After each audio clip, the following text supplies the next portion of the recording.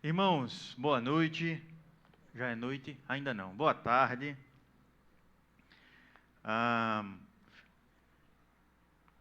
Fico muito feliz pelo que Deus tem feito na nossa igreja. Nós começamos há pouco tempo esse culto da tarde e tem sido uma bênção essa caminhada. Me faz lembrar outros momentos do início da nossa caminhada, quando o coração ficava alegre, pulando, quando a gente tinha 12 pessoas naquela manhã. E daqui a pouco a gente olhava, eita, vieram 20 pessoas hoje. E é uma alegria enorme. Digo isso para dizer que estou feliz e grato ao Senhor pela presença de cada um de vocês aqui. Saiba que se estamos aqui é porque o Senhor quis que estivéssemos nesta noite. Ele lhe trouxe aqui para que você possa conhecê-lo mais, possa adorá-lo, possa render-se a Ele em adoração. E lhe convido nesse momento a abrir a sua Bíblia, lá no Evangelho de Mateus, capítulo 5.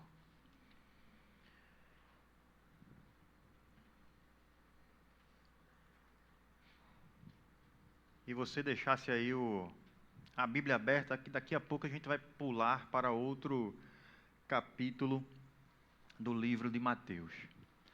Mas vamos orar antes, mais uma vez.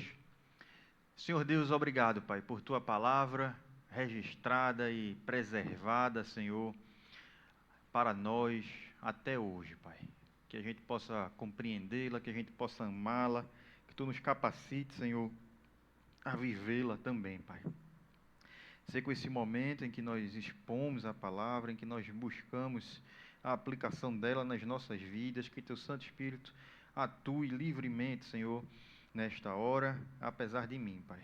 No nome de Jesus, amém. Irmãos, nós estamos aqui na igreja numa caminhada pelo Sermão do Monte, que é esse ensino de Jesus que está lá em Mateus 5 e vai até Mateus 7. E nós temos textos muito desafiadores nesse ensino de Jesus. Eu confesso a vocês que desde que o Senhor colocou no meu coração esse intuito, esse desejo da gente falar do Sermão do Monte, eu me lembrei na hora assim de alguns temas e fiquei um pouco, eu não sei como dizer, mas com ainda mais temor diante de Deus para tratar de assuntos tão delicados e às vezes tão polêmicos em nossos dias. E desde então, e como sempre, oro para que o Senhor nos dê fidelidade no momento da exposição da palavra, que a gente possa de fato alcançar o que Ele está dizendo e trazer também o ensino para a nossa realidade hoje. E hoje é um desses textos difíceis que nós encontramos nas palavras de Jesus, porém bastante atual. E nós vamos ler aí do versículo 31 até o versículo 32. Se você está aqui e talvez você não seja casado, talvez você não seja casada, ou você tem alguma história de vida aí que você já passou pelo que Jesus está tratando aqui, eu queria que você tivesse calma no seu coração e acompanhasse tudo que a gente vai conversar. Se você não é casado, um dia você vai casar, né? Então a gente já vai ter aí algo sendo ensinado. Espera-se que um dia você case. Mas se você o que você não tire a sua atenção por conta do tema, achando que ele não se aplica a vocês. Até porque dentro do tema nós temos ensinos que são retirados e valem para toda a vida, certamente. Nos diz assim o texto: foi dito, ou foi dito também, aquele que se divorciar da sua mulher deverá dar-lhe carta de divórcio ou certidão de divórcio, eu não sei como é que está a sua versão, ou carta de repúdio, pode estar escrito aí algum desses termos. Mas eu lhes digo que todo aquele que se divorciar de sua mulher, exceto por imoralidade sexual, faz que ela se torne adúltera. E quem se casar com a mulher divorciada estará cometendo adultério. Irmãos, como sabem, nós estamos caminhando aqui, como já falei, no Sermão do Monte, e estamos num trecho em que Jesus está mostrando como que a justiça do reino, como que a justiça do discípulo, ela é mais profunda do que a justiça dos fariseus, a justiça dos escribas ali da época de Jesus. Então, em vários trechos aqui, inclusive, como nós explicamos hoje pela manhã, Jesus pega a lei de Deus e traz a lei de Deus para dentro do coração, traz para camadas mais profundas, sai simplesmente da esfera do exterior, da aparência, traz para as razões do coração, inclusive. Fez isso com o homicídio, fez isso com o adultério, e agora Jesus está tratando da questão do divórcio. Aqui Jesus ele está tratando de uma prática que era muito conhecida, que vinha lá, estava baseado lá no texto de Deuteronômio 24, que trazia essa indicação, ou era a lei de Moisés, sobre como é que deveria acontecer o divórcio. Aquele que se divorciar de sua mulher deverá dar-lhe certidão de divórcio, e aí fala sobre o assunto um pouco mais. Mas naquele contexto ali, o que está sendo ensinado, o que está sendo explicado, o que está sendo tratado é sobre essa formalidade jurídica do divórcio, num primeiro ponto. Carta de repúdio ou carta de divórcio, depende de como é que está a sua tradução aí, era esse documento formal do divórcio. Esse documento para declarar que legalmente que aquela mulher ela estava desligada da sua aliança matrimonial. Mas é essencial a gente entender aqui que o divórcio não foi instituído como o ideal. O divórcio veio a existir e foi tratado ali nas Escrituras por conta de uma realidade produzida pela dureza do coração humano. E essa carta de divórcio, esse documento, ele funcionava como uma proteção mínima para a mulher, numa sociedade em que ela poderia ser abandonada e lançada à vulnerabilidade social ali completa. A partir do momento em que ela não tinha mais um marido, ela não teria nem como se sustentar, não poderia se casar novamente, e aí a questão foi sendo disciplinada legalmente. Só que ao longo dos anos, os líderes religiosos, eles distorceram o texto e o sentido do texto. Na época de Jesus, a gente tem registros de debates rabínicos famosos sobre o assunto. E tínhamos basicamente duas linhas aí que tratavam da questão. Uma mais rigorosa, mais, vamos dizer assim, tradicional, ortodoxa, que entendia que o divórcio só poderia ocorrer em casos graves de imoralidade sexual. E a gente tinha uma outra linha liberal que defendia praticamente qualquer razão para o divórcio. Qualquer desagrado do homem justificava o rompimento da aliança do casamento. Bastava que o homem desse a carta de divórcio para a mulher. A discussão foi reduzida a esses termos. Então, se eu der a carta de divórcio, está tudo bem. Se eu entregar o documento, se eu fizer do jeito certo, então está tudo certo diante da sociedade, está tudo certo diante de Deus. E a santidade do casamento foi deixando de ser assunto. O fato do casamento ser, primeiramente, uma aliança com Deus, e não apenas uma aliança com o outro, foi deixando de ser assunto. E os debates começaram a rodar somente sobre essas questões. Quais são os motivos aceitáveis para o divórcio? Quando é que isso pode acontecer? Qual é o procedimento que deve ser adotado? É algo como se a pergunta tivesse deixado de ser: como é que eu posso honrar a minha aliança diante de Deus? Para ser: qual é o mínimo exigido para eu sair dessa aliança de forma legítima, de forma aceitável? E, irmãos, isso não é uma realidade muito distante de nós. Hoje não é muito diferente. Segundo os dados do IBGE, inclusive, de 2024, quase metade dos casamentos no Brasil terminam em divórcio. É 40 e tantos por cento aí, perto dos 50%. Dados de 2024. Não sei se você está entendendo a gravidade disso. A cada 2 casamentos, 1 termina em divórcio. E ainda que os números variem aí de pesquisa para pesquisa, ninguém hoje pode negar a realidade de que nós vivemos uma época em que o casamento ele é tratado cada vez mais como algo provisório, algo descartável. Eu me lembro, inclusive, da cerimônia civil do meu casamento. A gente casou primeiro no civil. Eu estou apontando para lá que Monique está ali. Aí vai todo mundo olhar para ela agora, ela vai ficar com vergonha. Aí depois ela vai reclamar, porque eu fiz isso comigo. Estou brincando.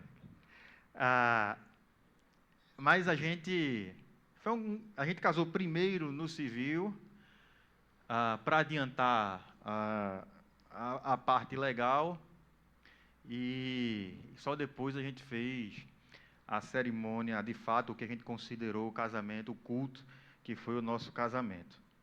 Mas ali no civil, o juiz que celebrou a nossa cerimônia, do início ao fim, ele falou, sabe sobre o quê? Divórcio. A gente fez aquele, assim, junto com todo mundo, assim, num auditório, e ele estava falando, dando uma palavra antes de celebrar o casamento, e do início ao fim foi: vocês estão fazendo agora, mas vocês sabem que, se vocês quiserem, é só voltar aqui e desfazer. Vocês não estão obrigados a ficar casados, não. Do mesmo jeito que a gente está casando aqui, vocês voltam e descasam, separam, não tem problema nenhum. E foi do início ao fim, não foi uma vez ou duas, não. Foi repetindo isso aí o tempo todo, dizendo que era possível desfazer o que estava sendo celebrado ali. E eu me lembro que a gente estava ali, né, celebrando o casamento, Monique chorando ao ouvir isso, e aí não por emoção, por estar casando comigo, mas por conta da tristeza do que estava acontecendo naquele momento, do que estava sendo dito para aquelas pessoas que estavam se casando. Portanto, irmãos, se nossa sociedade é assim, e se Jesus traz esse tema para as Escrituras para ser tratado, nós precisamos tratar deste tema também. Nós precisamos falar sobre a realidade do casamento, a santidade do casamento, a aliança do casamento. É um tema duro, é um tema difícil, é um tema contracultural, mas se Jesus ensina sobre isso e fala sobre isso, é no que Jesus fala que nós cremos, e é sobre isso que a gente tem que falar. Então, o que temos aqui no Sermão do Monte é que Jesus confronta essa mentalidade de banalização da aliança do casamento. Como se a aliança do casamento pudesse ser desfeita por qualquer razão, por qualquer motivo, como se não fosse sagrada. E talvez alguns ouçam esse texto e pensem: mas tudo bem, ainda bem, porque eu estou casado ainda, eu não estou divorciado. Mas reduzir o texto apenas a isso também seria um erro. Porque Jesus não está somente discutindo isso. Jesus não está somente discutindo o divórcio. Ele está tratando aqui também da forma como nós lidamos com as alianças que nós fazemos diante de Deus. O divórcio é o assunto imediato do texto, mas por trás dele tem uma pergunta muito maior, que inclusive deve guiar os nossos casamentos, mas várias outras áreas de nossas vidas. A pergunta é: como um discípulo de Jesus enxerga os compromissos assumidos com Deus, os compromissos assumidos diante de Deus? Então, o que Jesus confronta aqui não é simplesmente a legitimidade de um documento de separação, que era o que os fariseus estavam discutindo ali, ou haviam reduzido, na verdade, a questão. Ele confronta um coração que procura justificativas para abandonar aquilo que Deus chamou de sagrado. Então, a primeira coisa que Jesus faz é nos obrigar a olhar novamente para o casamento a partir da perspectiva de Deus, a partir da perspectiva do Senhor. O problema dos fariseus não era apenas uma interpretação equivocada sobre o divórcio. O problema é que eles já não enxergavam o casamento da forma como Deus enxergava. Substituíram o conceito, a ideia do que é o casamento, o fundamento do que é o casamento. Inclusive, quando esse assunto volta para Jesus, que ele volta esse mesmo assunto para Jesus, aqui no Evangelho de Mateus, as pessoas interrogam a Jesus e ele deixa isso um pouco mais claro. Abra aí a sua Bíblia lá em Mateus 19.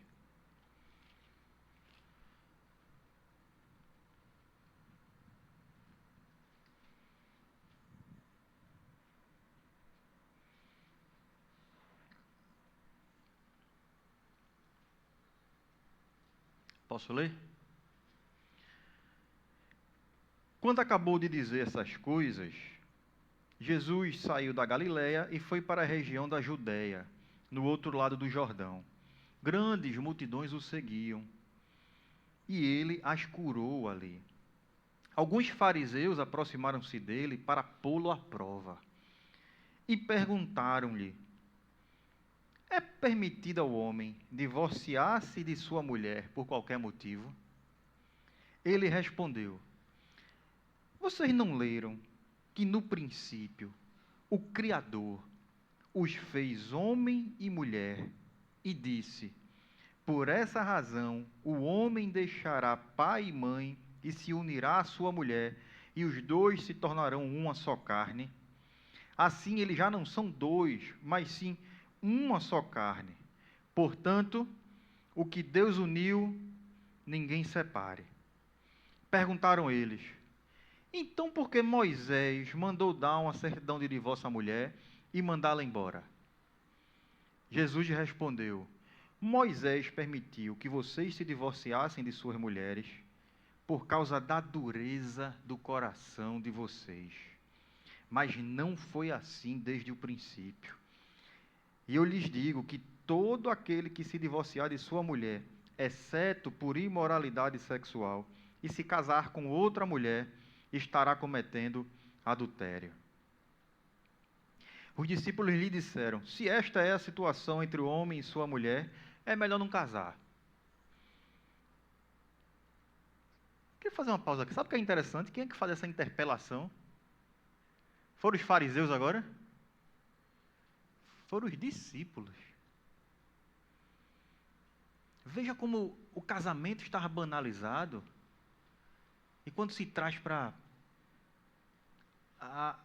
traz a questão da segurança do casamento, da inviolabilidade do casamento, como esse discurso se torna duro, se torna difícil.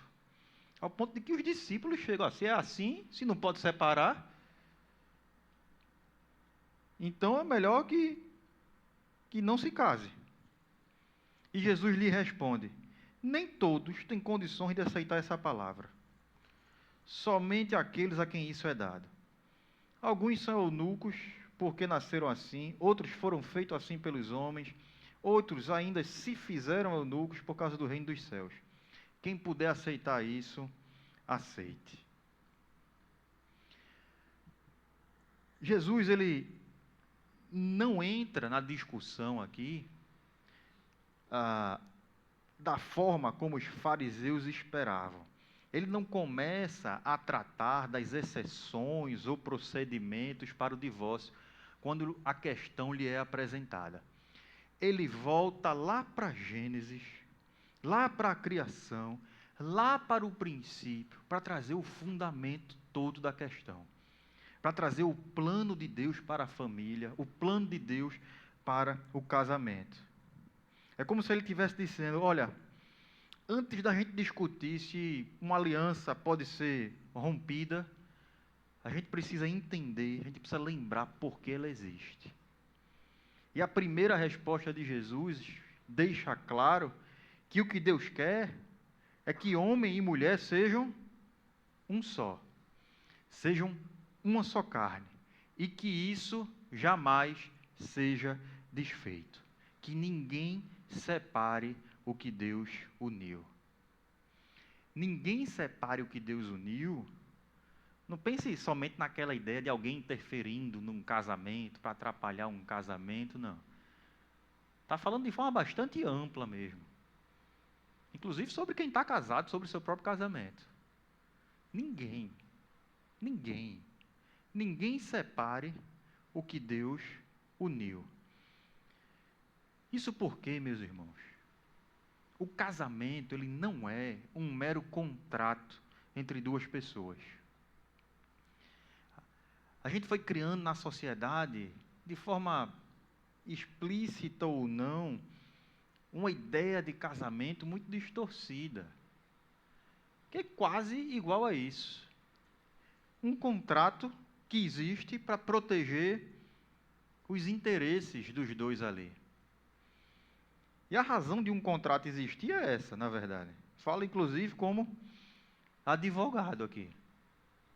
Dos contratos que eu já tive a oportunidade de fazer, meu objetivo era proteger os interesses do meu cliente.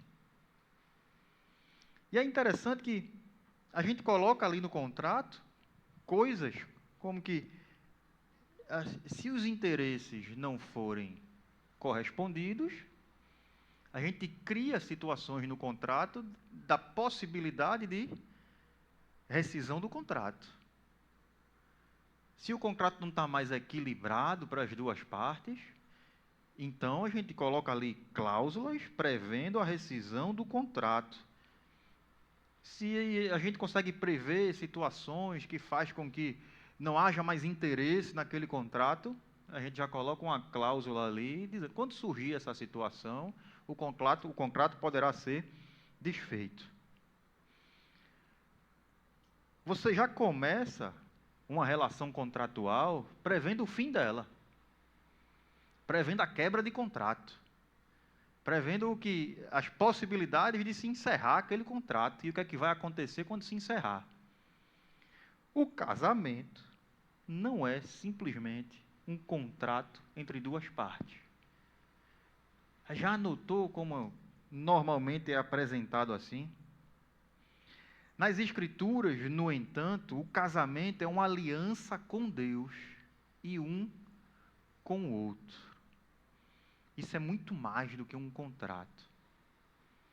Porque isso envolve compromisso, envolve entrega mútua, envolve, especialmente, priorizar a Deus nessa aliança, priorizar a glória de Deus. Portanto, o casamento dentro da aliança, dentro de uma aliança com Deus, ele deve acontecer e deve funcionar nos termos do próprio Deus, não nos termos das pessoas que estão se casando ali simplesmente.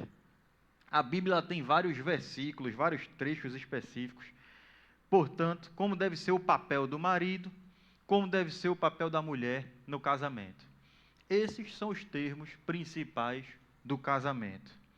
E talvez aqui esteja uma das maiores dificuldades da nossa cultura. A gente vive um tempo em que praticamente tudo gira em torno da satisfação pessoal. E aí nós somos treinados a avaliar as coisas, as situações, as relações, pela utilidade que elas têm para a gente. E quando essas coisas não nos trazem mais nenhum benefício, a gente é ensinado de que aquilo tem que ser descartado, aquilo tem que ser rejeitado. É uma visão consumista também de nossos tempos. E sem perceber, a gente vai aplicando essa lógica ao casamento. As pessoas permanecem casadas enquanto se sentem realizadas, enquanto estão recebendo algo. Permanecem casadas enquanto estão satisfeitas. Permanecem casadas enquanto suas expectativas são atendidas. Permanecem casadas enquanto é possível serem beneficiadas por essa relação. Quando isso muda, a relação começa a ser questionada. Começa a surgir a ideia de divórcio. E essa lógica está completamente invertida com o padrão bíblico, ou em relação ao padrão bíblico. A pergunta desse tipo de casamento, que é o casamento de nossos dias, é o casamento moderno, é: isso está me fazendo feliz? E quando a gente começa a achar que não, quando a resposta começa a ser diferente por conta de uma situação, um momento, uma crise, algo que está acontecendo, que às vezes até se arrasta por anos e anos, o que é que nos é ensinado? Defendido, dito: se você não está feliz, saia. Você merece ser feliz. Busque a felicidade. Tenha coragem. Reviva novamente. Se liberte daquilo que está lhe prendendo. A pergunta do casamento bíblico não é simplesmente isso, não é? Isso está me fazendo feliz? A pergunta do casamento bíblico é e deve ser sempre: como eu posso honrar a aliança que eu fiz com Deus? E a aliança que eu fiz diante de Deus com o meu cônjuge? Como eu posso honrar essa aliança, mesmo nos momentos em que eu não estou sendo feliz como eu esperava? Mesmo nos momentos em que eu não estou sendo correspondida ou correspondido como eu esperava. Mesmo no momento quando as coisas parecem que estão tudo fora de lugar e eu não aguento mais a rotina, o dia a dia e o que está acontecendo, como eu posso honrar a aliança que eu fiz diante de Deus e com o próprio Deus? São perguntas muito diferentes, irmãos, opostas. A pergunta que o mundo faz coloca o indivíduo no centro. E a pergunta do casamento bíblico coloca Deus no centro. A pergunta que o mundo faz trata o casamento como um instrumento para a realização pessoal. E a pergunta do casamento bíblico reconhece o casamento como uma vocação, como um plano de Deus e uma missão dada por Deus na nossa vida para ser vivida para a glória dele. E é por isso que Jesus ele reage aqui de uma forma tão contundente. Ele trata aqui da questão de uma forma tão séria e pesada que até poucos poderiam suportar. Ele mostra que por trás da questão do divórcio, da discussão da carta de divórcio, tem algo muito mais grave do que uma discussão simplesmente sobre a lei. O que está sendo discutido é justamente a própria santidade da aliança com Deus. O casamento ele estava sendo reduzido a uma formalidade que poderia ser encerrada mediante a entrega de um documento. a realização de um procedimento. Bastava fazer o procedimento do jeito certo e a consciência da pessoa permanecia tranquila. Mas Jesus mostra que o que Deus está preocupado não é isso. O que Deus requer não é isso. Deus olha para a forma como nós tratamos aquilo que Ele chamou de santo. E aqui, irmãos, surgem perguntas que precisamos fazer a nós mesmos. Diante dessas afirmações, diante dessa realidade, eu gostaria que você perguntasse para você mesmo. Quando você pensa no casamento, quando você pensa no seu casamento, e você que ainda vai se casar, quando pensa sobre casamento, o que é que você pensa primeiro? Em direitos ou em responsabilidades que você tem dentro do casamento? Direitos que você tem sobre como o outro deve agir em relação a você, ou a sua responsabilidade sobre como você deve agir em relação ao outro e em relação a Deus no seu casamento? A gente pensa primeiro em como o outro deve me tratar, ou a gente pensa em como eu estou tratando o meu cônjuge? Uma outra pergunta muito importante e muito simples de você resolver na sua vida, se a resposta for não. Você já parou para olhar nas Escrituras o que é que Deus espera de você como uma pessoa casada? Já parou para sistematizar isso? Para entender isso de forma clara, prática, na sua vida, no seu relacionamento? Você como marido, o que é que Deus espera de você como marido, na sua palavra? Você como esposa, como mulher, o que é que Deus espera de você como esposa, como uma pessoa casada? Isso já lhe interessou? Você se preocupa em cumprir o seu papel como Deus lhe entregou? Está entendendo a relevância disso? A importância disso para o seu casamento, para a sua vida? Porque se a gente não faz isso, se a gente não entende isso, como é que a gente vai viver o plano de Deus para o casamento? A gente começa a absorver os ensinos do mundo ou ligar o botão do automático e vai criando nossos próprios entendimentos sobre o que é casamento. E a gente vai entrando nesse mesmo tipo de discussão que os fariseus entravam, e a gente vai deixando de enxergar a beleza do casamento, a beleza dessa aliança, e começa a ver o casamento somente como um contrato entre as duas partes ali, procurando motivos para desfazê-lo quando já não há mais interesse, ou quando já não há mais correspondência como a gente esperava. Mas se a gente enxerga do jeito certo, se a gente vê o casamento como uma aliança diante de Deus, a gente procura razões para preservar o casamento. A gente procura meios para preservar o casamento. Mas não só isso, também para melhorá-lo, para aperfeiçoá-lo.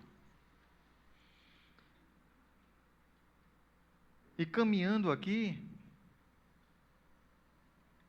se o casamento ele foi criado por Deus como uma aliança permanente, surge o que surge no texto aqui quando perguntam a Jesus. Jesus chega e fala disso, fala do casamento, fala de que Deus queria isso desde o princípio, mas que o divórcio foi dado por causa da dureza do coração de vocês. Então, se o casamento é assim, é essa aliança permanente, por que o divórcio existe? Se o plano de Deus era que homem e mulher fossem uma só carne por toda a vida, por que a gente encontra casamentos destruídos, inclusive dentro do próprio povo de Deus? E a resposta de Jesus é dura. É dura porque ele não responde apontando simplesmente para circunstâncias. Ele não aponta para incompatibilidades. Ele não aponta para diferenças de personalidades ou tantas outras coisas e questões que normalmente a gente levanta. Jesus aponta para o coração. Jesus, quando fala de divórcio, ele não está tratando somente de um ato externo, assim como ele fez quando ele tratou de tantos outros temas. E mais uma vez ele vai para a raiz do problema. Para Jesus, a destruição de um casamento normalmente começa muito antes da assinatura de um papel. Começa no coração, na dureza do coração. É interessante perceber que os fariseus, eles estavam preocupados com a legalidade do divórcio. Enquanto isso, Jesus estava preocupado com a dureza do coração que causava o divórcio. Eles queriam discutir procedimentos e Jesus queria expor a doença espiritual que estava por trás dos procedimentos. Por isso, quando o assunto volta em Mateus 19, como nós lemos, Jesus afirma que Moisés permitiu o divórcio por causa da dureza do coração.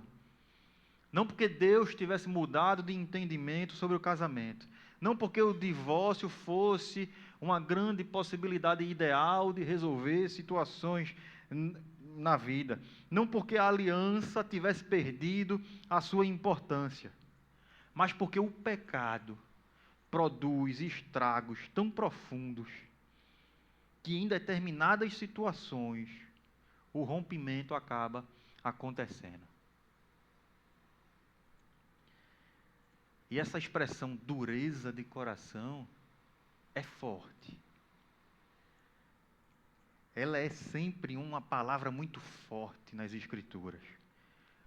Ela descreve um coração resistente à vontade de Deus. A dureza do coração é isso aí. É um coração que se recusa a ouvir ao Senhor, a palavra do Senhor, se submeter a ela. É um coração que insiste em seguir seus próprios caminhos, seus próprios valores, seus próprios conceitos. Um coração que deixa de amar aquilo que Deus ama. E talvez seja exatamente aqui que Jesus queira levar os seus ouvintes a um entendimento verdadeiro sobre o mais profundo, sobre toda a questão. Essa gravidade da dureza do coração. Sabe por quê, irmãos? E nós já falamos aqui disso. Casamentos raramente são destruídos de um dia para o outro. Raramente. Bote bem raramente nisso, eu não consigo nem pensar numa situação em que, de fato, é algo da noite para o dia. Que até os atos mais extremos de pecado dentro de um casamento surgem no coração antes e vão sendo desenvolvidos até resultar naquele ato. Então, a gente precisa ter cuidado com essa dureza de coração que pode ir se instalando em nós, em relação ao casamento.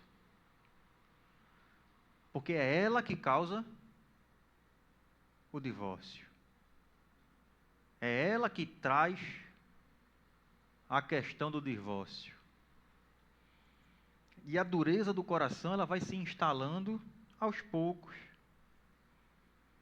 A dureza do coração, ela vai aparecendo quando o orgulho parece mais importante do que o reconhecimento de nossas falhas diante de Deus e em relação ao cônjuge. Em relação à nossa esposa, ao nosso marido.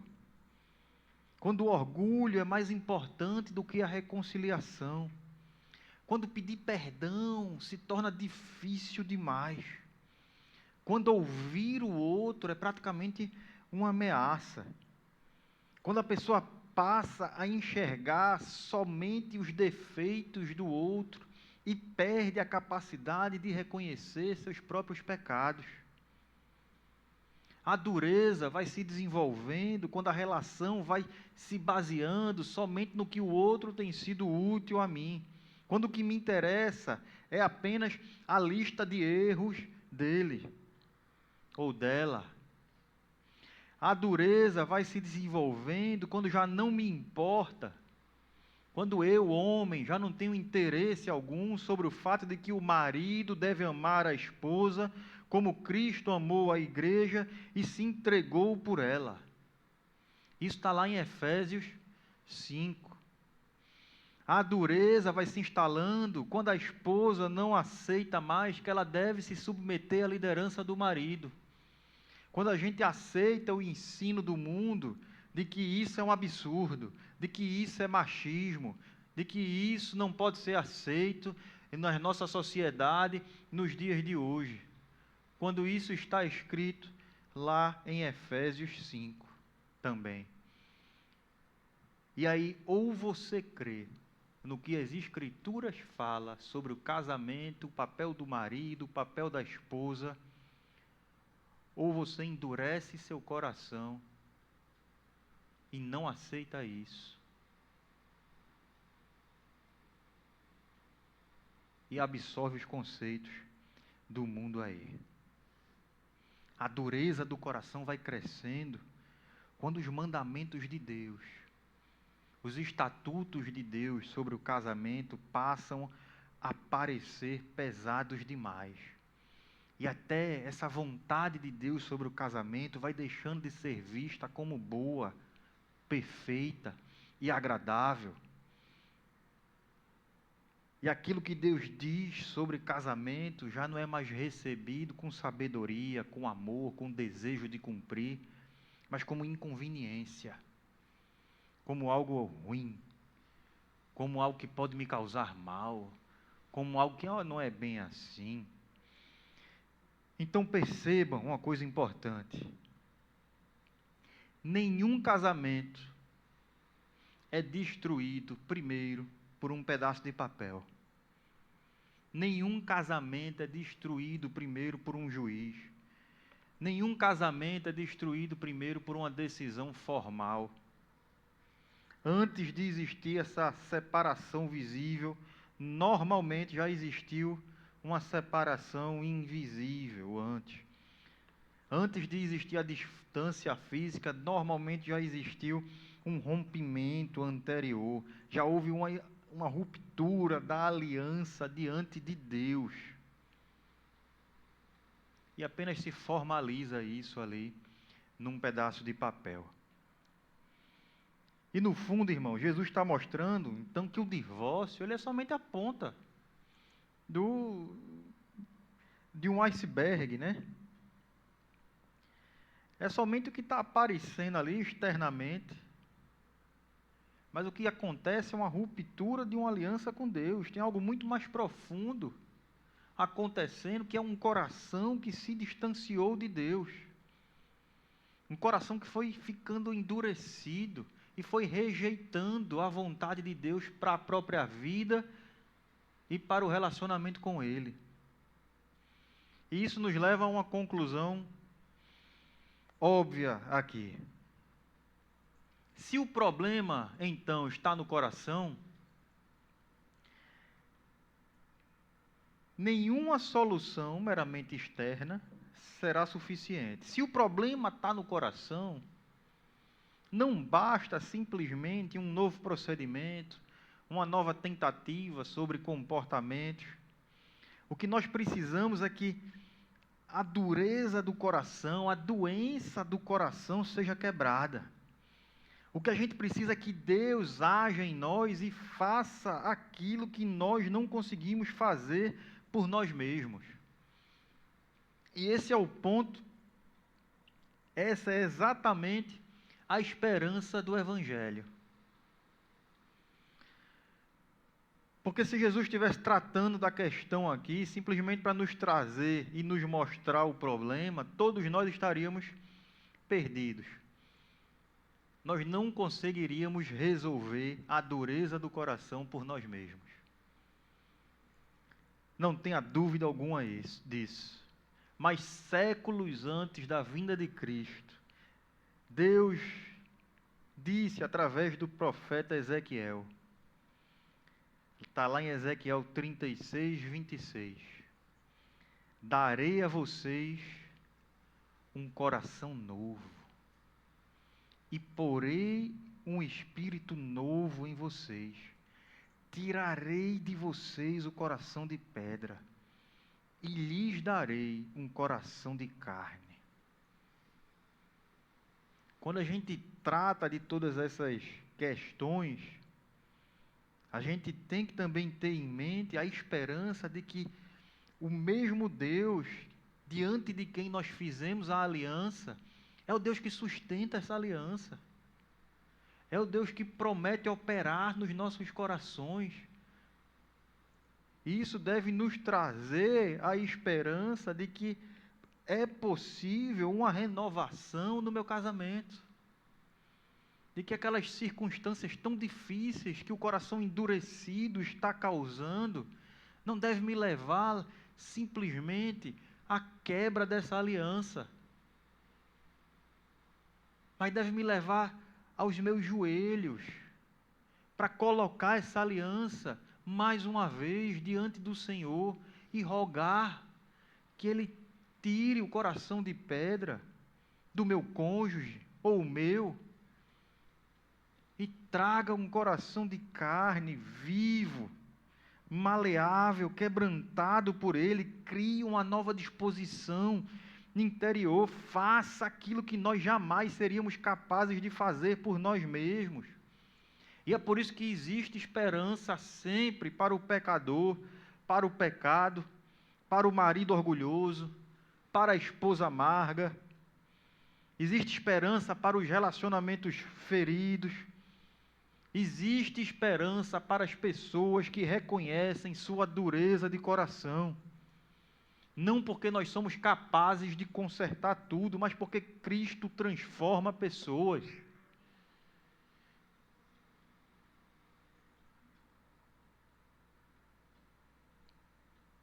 Talvez alguns aqui estejam ouvindo essa mensagem e lembrando aí de fracassos do passado. Outros talvez estejam aí lembrando de feridas abertas no casamento. E sabe o que é comum de acontecer, meus irmãos? A gente, eu digo eu e Monique, tem se encontrado com casais aqui da igreja que vão se casar, para conversar sobre, fazer um discipulado sobre casamento. E uma das coisas que a gente fala bastante é sobre comunicação. Mas sabe algo que é bastante comum no casamento? Não haver comunicação. Por mais que a gente fale sobre isso, aprenda sobre isso, antes de casar, a gente entra no casamento e vão se passando os anos e a comunicação vai se perdendo. Porque a capacidade de se comunicar vai se perdendo. Porque a gente começa a ter medo de falar com o outro sobre determinados temas que precisam ser tratados. A gente começa a ter dureza no coração e a gente não consegue ouvir sobre temas que precisam ser tratados. Porque assim que a gente ouvir, a gente vai atacar, a gente vai reagir, a gente não vai olhar para o próprio coração. A gente começa a ir criando essas distâncias dentro do casamento, em que cada um começa a viver a sua vida e praticamente seus próprios planos, somente dividindo horas do dia dentro da mesma casa. E um já nem sabe o que é que acontece na vida do outro. E tudo isso vai gerando essas durezas, vai gerando essas situações, e vai levando as questões, as situações, para situações, às vezes, para situações mais graves. Então, quando a gente está ouvindo tudo isso hoje, nessa noite, agora já é noite, o que eu gostaria de trazer para você é que você possa levar para o Senhor, se você está enfrentando dificuldades no seu casamento, se você está anos sem saber o que fazer, o que dizer, que você possa levar para o Senhor essas situações, porque esse mesmo Deus que confronta a dureza do coração é o Deus que concede um novo coração, concede uma nova disposição. É o mesmo Deus que transforma a situação. Esse mesmo Deus que expõe o pecado é o Deus que oferece perdão. Esse mesmo Deus que mostra aquilo que está errado em nós é o Deus que trabalha em nós para retirar essas coisas da nossa vida.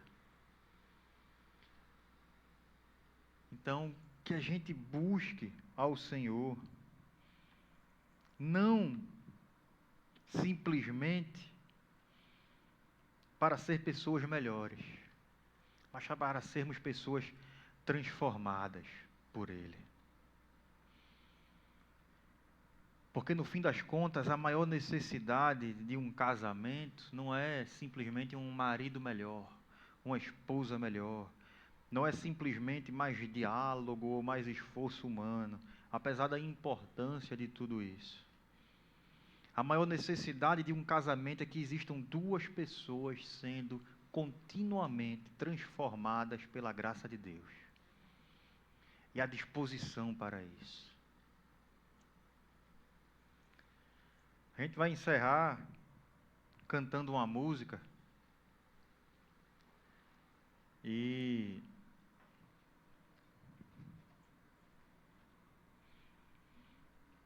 eu queria que você de fato pusesse o seu coração diante do Senhor, enquanto nós estamos cantando.